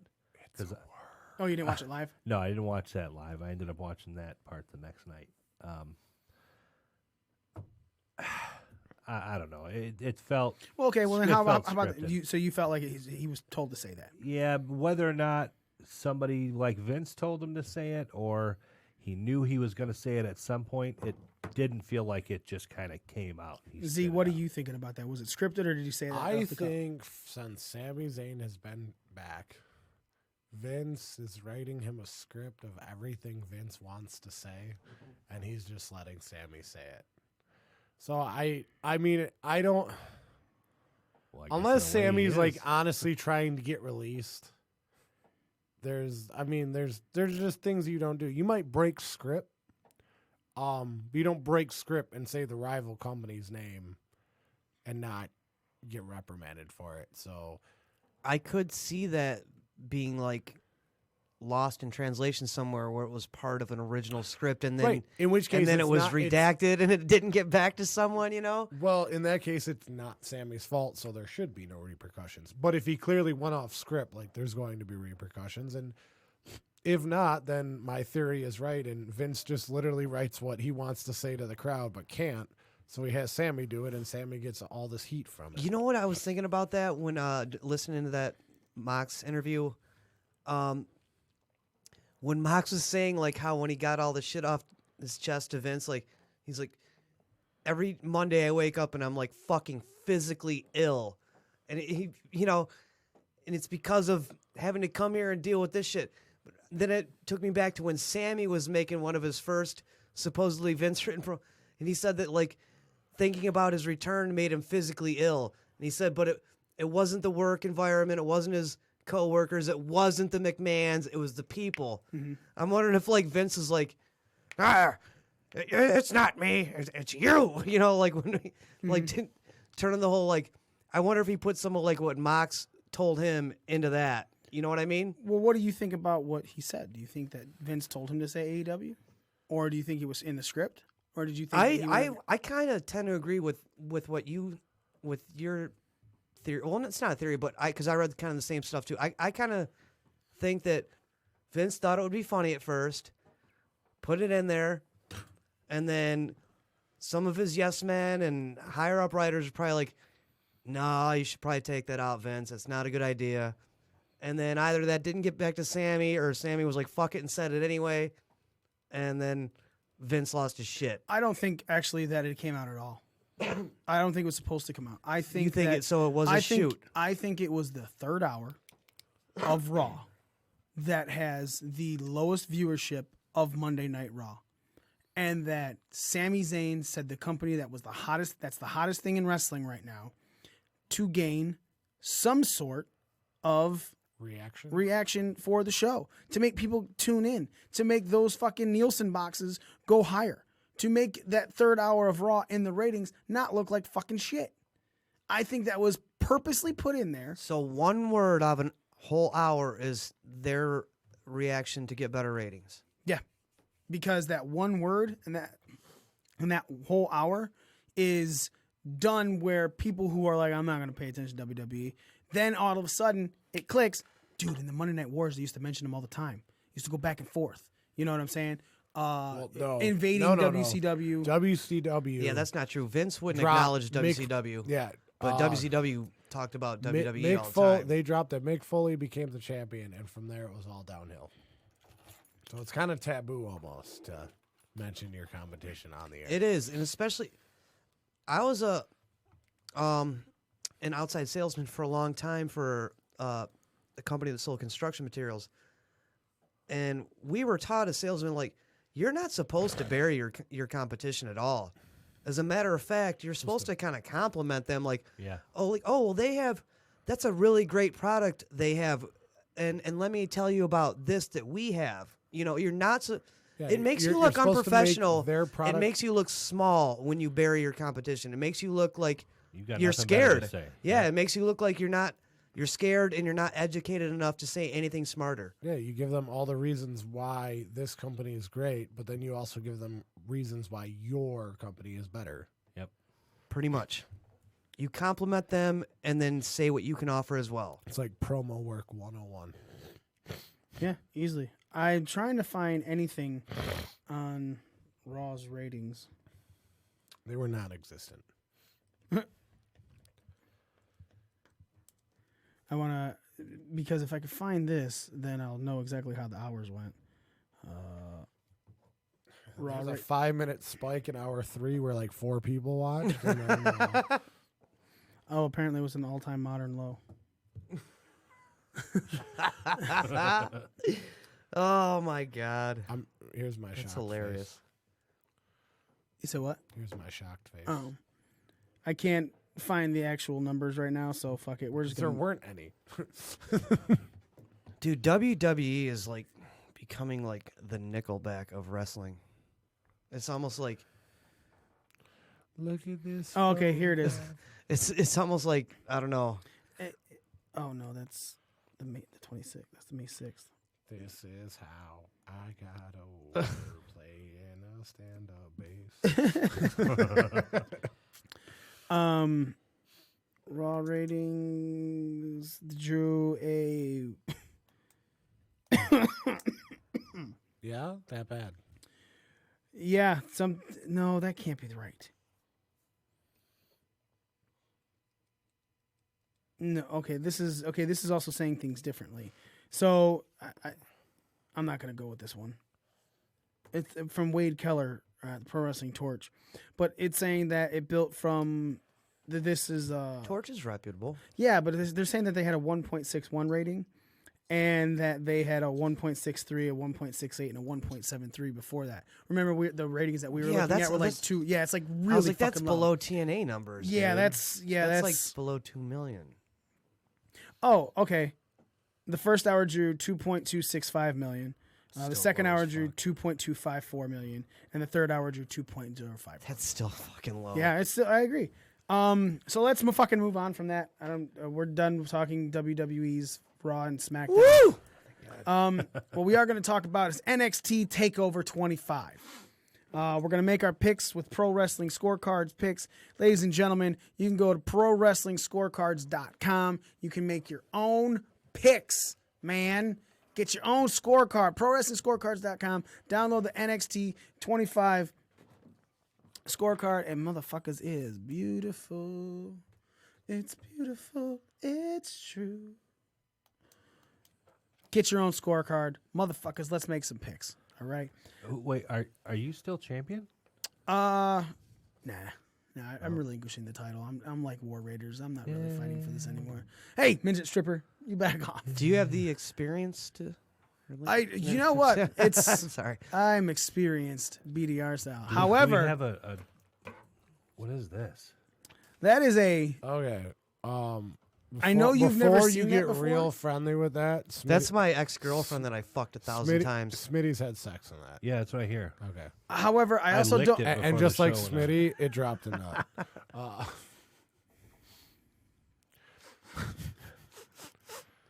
I'm still waiting for Smitty to get that belt fucking professional cleaned. I think at this As point, it currently stands, with 56 points from the Double or Nothing card, Nick is the current leader with 161 total. However, I can't say that, Nick, you're the champion yet because we don't know Smitty's numbers. it doesn't matter. I don't believe Smitty topped you because it would take a lot. He's not here. Yeah, He he's doesn't win. afraid to submit. Even it. if he did win, it goes to Nick because Smitty didn't show up. For It's on his mantle. That is what he said, isn't it? It is. I told him never to say that again. It's like, don't ever say mantle again. All right, so NXT TakeOver 25 has quite a few good matches on there. First match is a singles match. Matt Riddle taking on Roderick Strong. Then there's the North American Championship match. Velveteen Dream defending against the returning OG of NXT, Tyler Breeze. Then there's a ladder match for the vacated NXT Tag Team Championships. Oni Lorcan and Danny Burch versus the Street Profits versus Kyle O'Reilly and Bobby Fish of the Undisputed Era versus Forgotten Sons. I don't remember the two people that's fighting for them because they're forgotten. Then there's the NXT Women's Championship match. Shayna Baszler defending against Io Shirai. And then there's Johnny Gargano defending his NXT Championship against Adam Cole, baby. And, of course, there's the Table Destruction, only English or Spanish, what do you think is getting destroyed, and unscheduled appearances. 5 people tops. So, Nick, you're the champion. Do you want to go last or you want to go first? I'll go first. What? Rookie mistake. Love it. There goes your championship run. It's like the Madden curse. So if you're going first, then every pick is going to start off with you and go clockwise, and you're giving me last picks. I mean, my picks are already in, so I'm going to go last because I've got one on here that I'm not. Really. Okay, so you're going to go last. Yeah. So then, actually, I need That's one. I need a pen. Just real quick. Nick's like, fuck it. I'm just going to go face and be like, no, I'll defend it now. Fuck you guys.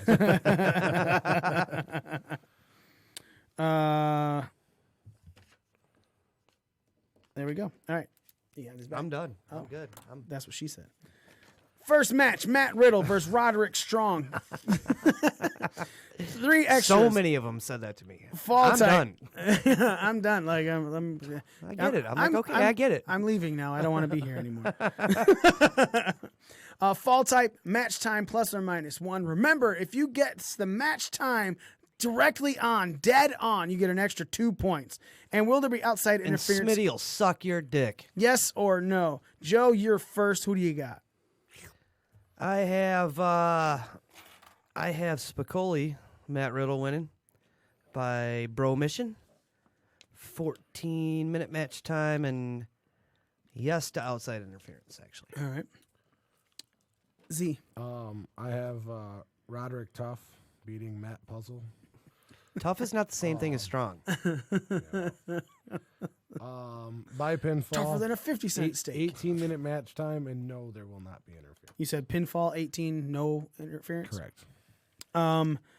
I also have the lamest character in sports entertainment, Matt Riddle. Bro. Going over by submission. You don't like Matt Riddle? 13-minute match time and outside interference, yes. No, I fucking don't. We'll go into after Nick's picks. You don't like Matt Riddle? Dude, we're going after Riddle's awesome. Like we're going into it after Nick's picks.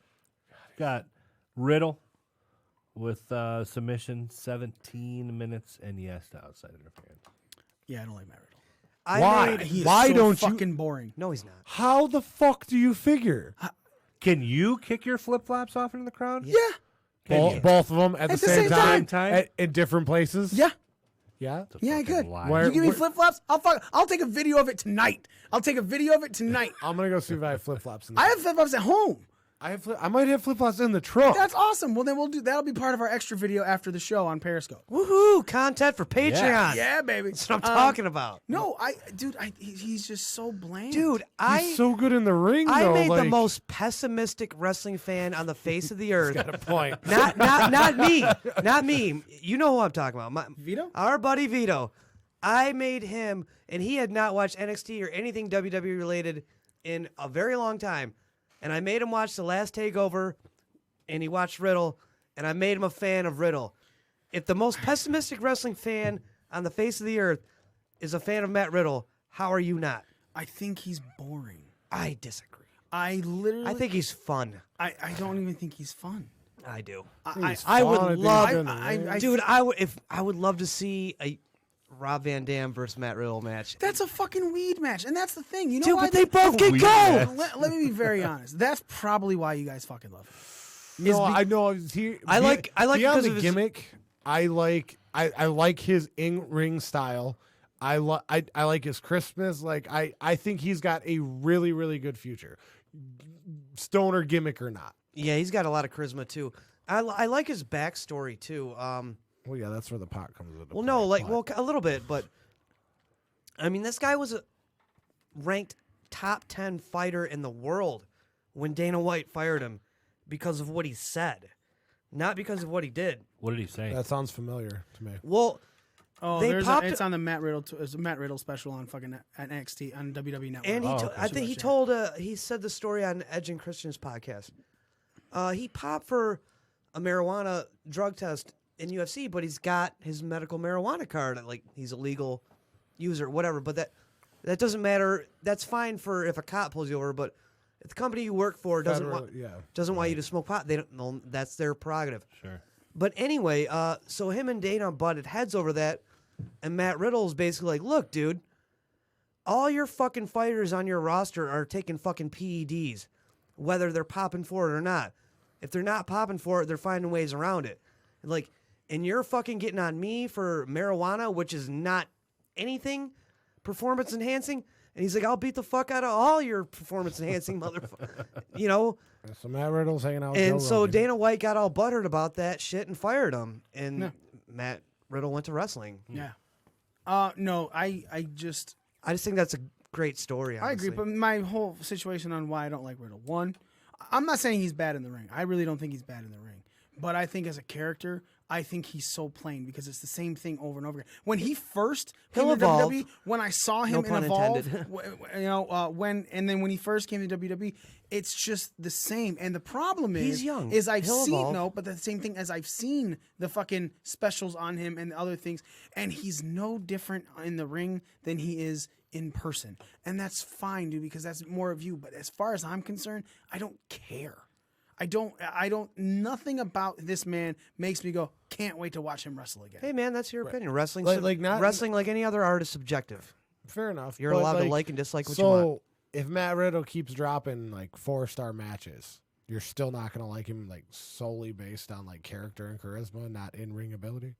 I can think somebody is amazing in the ring, but I'm not, if I can't connect with them, it doesn't matter. Yeah, you know that's fair. Yeah, and that's just what it is, because it took a long time for me to like Randy Orton too. You know, and now the way Randy works, I love Randy Orton, but like Joe said, there was a time where I was right on with Joe, where I thought he was one of the most bland characters. But I really liked Orton in his younger years, and then he got so bland. Yep. And then now later, I've started to like him a little bit more and again. I'm agreeing with that. But at the same time, I would never take away from Randy's in-ring work, because I think Randy in-ring crisp as is fuck. so beautiful. Yep. But there was, again, a good amount of years that I was just like, oh, I care less about Randy Orton day in and day out, you know. But again, that's, like you said, that's all of our opinions, and we're allowed to all have them, you know. Up next is the North American Championship match. Velveteen Dream defending against Tyler Breeze. Who is the winner? Fall type, pin, submission, countout, or DQ. Number of near falls, +or-1. A number of aerial moves, +or-1. Z, you're kicking this one off. I have the Vaseline Dream by pinfall. 4 near falls, 5 aerial moves. Joe, give me a beer. Joe, you better hurry up, man. There's only 2 people to pick before you. Say it again. Z, I'm sorry. Go ahead. Oh, okay. Vaseline Dream by pinfall, 4 near falls, 5 aerial moves. All right. I have Dream Over by pinfall, 4 near falls, and 4 aerial moves. Joe? I got the Dream. Pinfall. 4 near falls and 7 aerial moves. All right. Nick? Dream, pin with 5 near falls and 6 aerial moves. All right.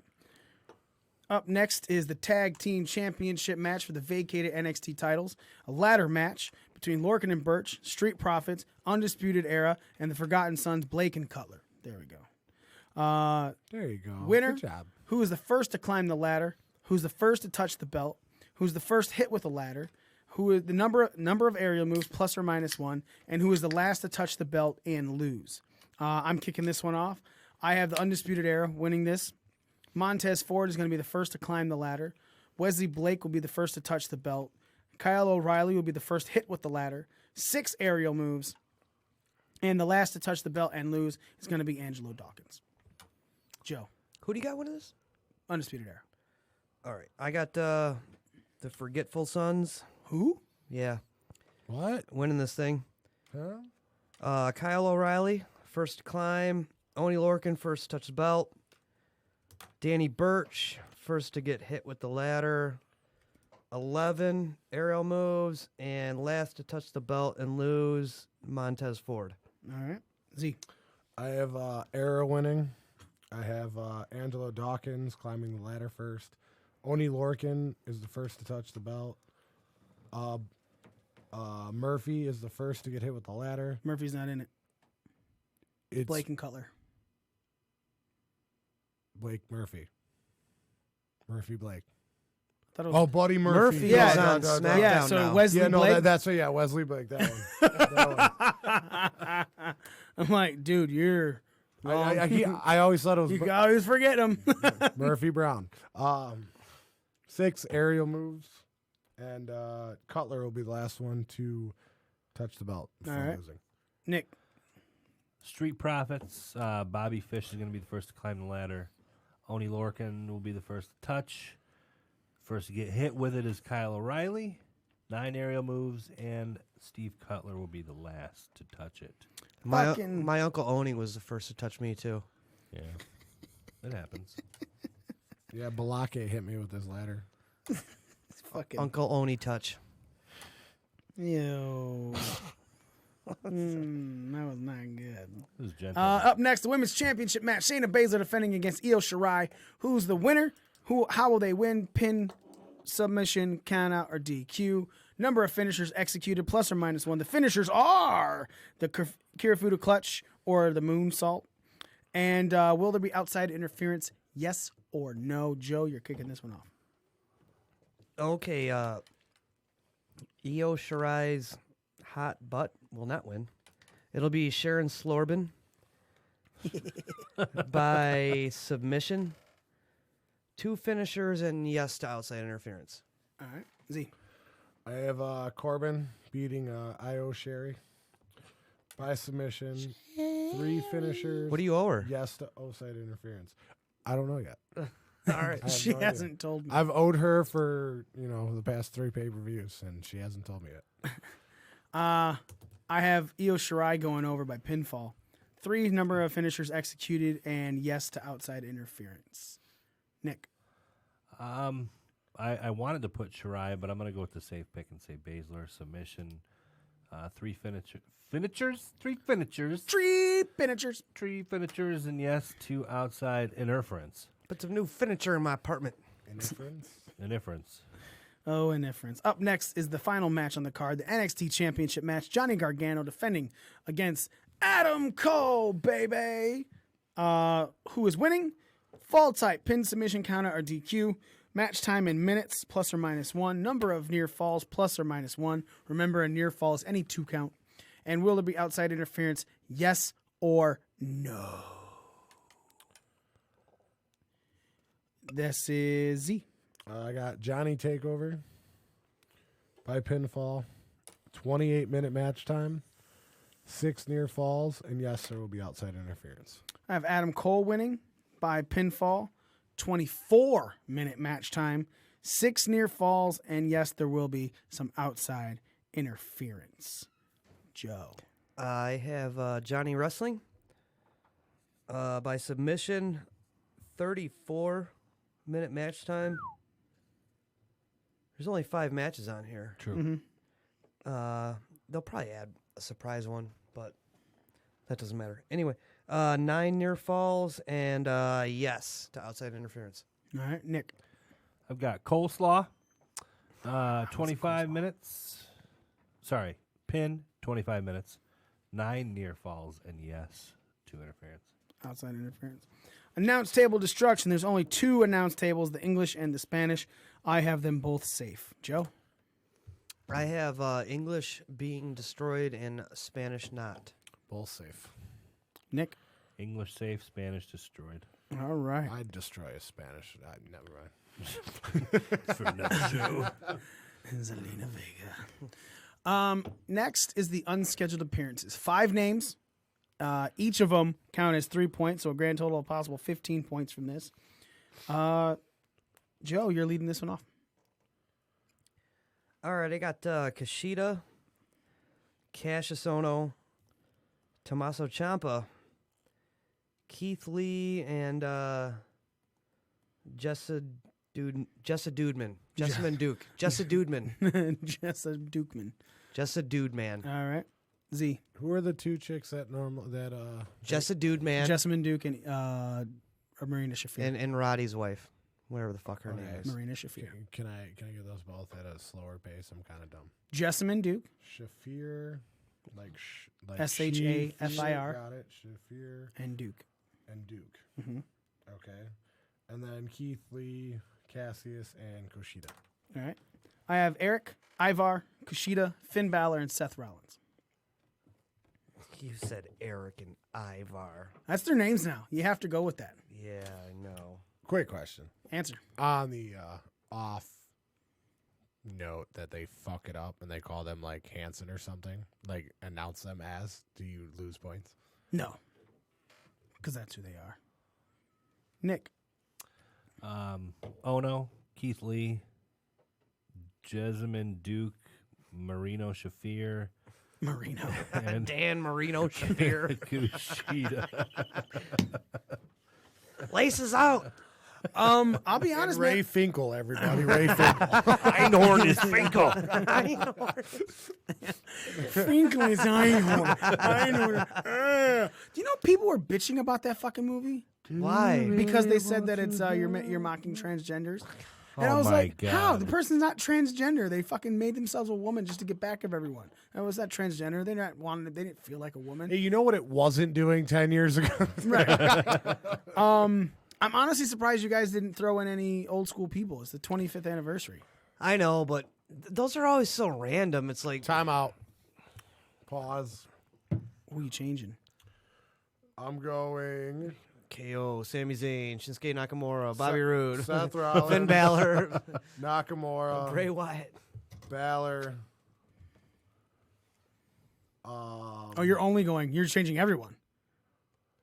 And then Shafir and Duke. So you have Rollins, Nakamura, Balor, Shafir, and Duke. Yep. Luke Duke. Oh, Big E might be there too. I don't know. This could be like the whole crowd could just be alive. Yeah, I honestly feel that. I mean, I pick Rollins because he's the first ever NXT champion. Yep. So it's a smart idea to throw him Balor in. was the longest reigning. Yep. Nakamura just needs to be seen. Could see him. I could see the women showing up too. I could see Charlotte being there. You know, I just felt like Eric and Ivar are going to be there for the simple fact that the titles are going over because of them. You know, so it's just like. But I think they're done. I think that was it. I think that's why they vacated them. Otherwise, they'd be in this match. But at the same time, though, it's because they went to Raw. But fucking Asuka was there when the women took the women's championship. You know, she was in the audience. Yeah, but she's. I'm not saying that she's going to hand it over. I'm not saying they're going to hand it over. But I could see them being in the audience and everything like that, and like giving the nod to whoever takes it. Especially if it's Undisputed Era, because of the amount of times that they went back and forth. So that's it, guys, girls, ladies, and gentlemen. You tuned in to Breaking Down the Ring. We are the greatest fucking wrestling show in the motherfucking world, period. I didn't go into... I want to change mine again. Oh, God, Jesus Christ. I'm going to take off Nakamura, and I'm going to take off Duke, and I'm going to put in the Iconics. Iconic. Okay. Smart. And then I'm going to change it again. Do you want to put R-Truth on there? 24/7 title can be defended live on NXT. 2-time 24/7 champion. Then I need to put the B team on there. Titus O'Neil, Robert Roode. Robert Roode's probably a good one. Yeah. That's it for us, ladies and gentlemen. We appreciate you tuning in. Like I said, I didn't talk much about StarCast, but the experience was fucking great. I was there with the Pro Wrestling Scorecards crew. Got to hang out at their booth, meet a whole lot of wrestling fans. Meet a whole lot of wrestlers. Like right next to us, on the right side of us, was Rikishi and the Samoan Dynasty, Tonga Kid, and, the Usos' younger brother, Sefa Fatu. It was really cool. And then on the left side of us is something that I want to definitely put over. Smack Talk Showdown game. Think of it like Cards Against Humanity meets wrestling. You're flipping cards and you're cutting 45-second promos on your friends. And we're playing this live on the air. We're going to be playing this live on the air, not next week, because I don't think we're going to have a show next week. Why? Well, I won't. Nick can run the board. Sure. If you guys want to have a show, you're welcome, Nick, for volunteering. Thank you. You guys want to do that? Go for it. That's fine. I mean, we could literally have a show of us playing in the game because we know Raw and SmackDown will be shit. So. Yeah, well, I have the game, not you. Well, we need to borrow it. It's that simple. Sorry. Naga. I'll be in Mackinac with my kids, so for a field trip. But yeah, right, StarCast so was great. Right behind us we're just trying to get this show done, man. We still got time. Yeah, we're not running over. We need fucking fudge. But the minute we go into this, it's gonna just take forever. I ain't giving nobody no fudge. Fudge you. That's what I want. Yes, that's what I want. Packer. No, right behind. So on the left of the Smack Talk Showdown, guys. Right behind me was Blue Meanie, and then next to him was Hornswoggle. And I went up to Hornswoggle and I told him how he's part of one of the greatest days of my life. So getting him in. Where the fuck was the picture of that? I didn't take it. Sorry, man. Those guys everyone was around those guys. Anyone who's listening from the beginning, if you guys heard, we have a brand new fucking intro. And all of those people that were saying hi and everything like that, like, I went to them at specific times when no one was bugging them, because I didn't want to be like, hey, can I get a photo and this, because the way I look at it is I dropped $20 for these photos, There were other ones I wanted to get, but they were forcing me to go through the StarCast people to pay the money for that. And then it was like, okay, yeah, I could do that, but then you got to go to the booth and get the ticket. Yeah, get the booth and go on the fucking phone, and then I go and they scan it and so on and so forth. But at the same time, I don't know if they're going to have a line when I get there, so it's... I don't know if it's anything like Comic-Con, but if you were paying cash, that didn't matter. You could just get in line and pay cash when you. No, I asked. Oh, okay. Because I went to Hurricane. I went to Ron Simmons. I wanted to get Ron Simmons saying, "You're listening to Breaking Down the Ring." Damn. Right? And great. And Shane Helms with the Hurricane reference. Yeah. Right. So, luckily, Colt gave me a good ending when he was like, "You're listening to Breaking Down the Ring. Break it out." And I was like, all right, so I'll close it that way. But I really did want to end it with Ron Simmons saying, "You're listening to Breaking Down the Ring." Damn. Hurricane Helms, I tried to talk to him as well. Again, you needed a fucking... I was like, man, I have cash right fucking here. It's $30. Can I just... I talked to him on the cruise for a minute. He was pretty cool. Yeah, and he was walking around. He was really nice with everyone, man. And but the problem is I wasn't going to pay this money and then only get a photo. I can get a photo with anyone, Anytime, anywhere. 24/7. Yeah. The European champion. Let me in. So, but everyone was really cool. But I will say, everyone that I was like, hey, can I get a soundbite for our show, my podcast? And they were all like, what do you need? Like, they were all fucking hesitant as fuck. I was like, I'm not asking for an interview. I was like, I just want to get 5-10 seconds of you saying this is so-and-so and you're listening to Breaking Down the Ring. Cole Cabana was hilarious because his was just, he was like, yeah, I'll totally do it. I was all right. And then he did it when he threw the Art of Wrestling podcast in there. I was like, I'm not even going to delete that, man. Like, I'm really not. That's fucking great that you threw that in there. Killer Cross was really nice. Scarlett Bordeaux, also really cool. Usually when you meet the people are, oh, these are some of the best looking women in wrestling, they can be a little standoffish because people are fucking creeps. But no, she was really fucking sweet. Killer Cross was really nice. Dude, just in talking to him, I was like, the way this guy has a mind for the business, I really think he has the tools to be something huge down the line in wrestling. And I would love to see that.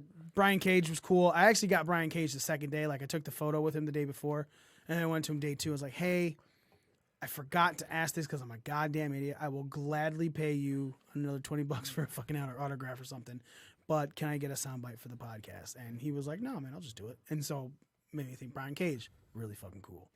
So I had a blast. StarCast 3 is coming to Chicago. All Out is coming to Chicago. The Labor Day weekend, August 31st, is All Out. So I'm hoping to bring our podcast there, man. Maybe a vendor, maybe be on Podcast Row with a couple of the other shows. Reach out and touch them. That's the plan. You guys down for that? But first, Lorne's got to do it first. Orkin's got to do it first. You already touched Joe. Yeah. And he's not going to be a part of that. Uncle Oni touch a lot. Uncle Lorkin's lurking. That's a good one. Oh. Ladies and gentlemen, fuck off. That's it. We are done. We are your ring crew. It's Nick. Oh, fucking Joe. Smitty. And me, the almighty one, the former ring crew champion, Mikey himself. Catch me at your next StarCast.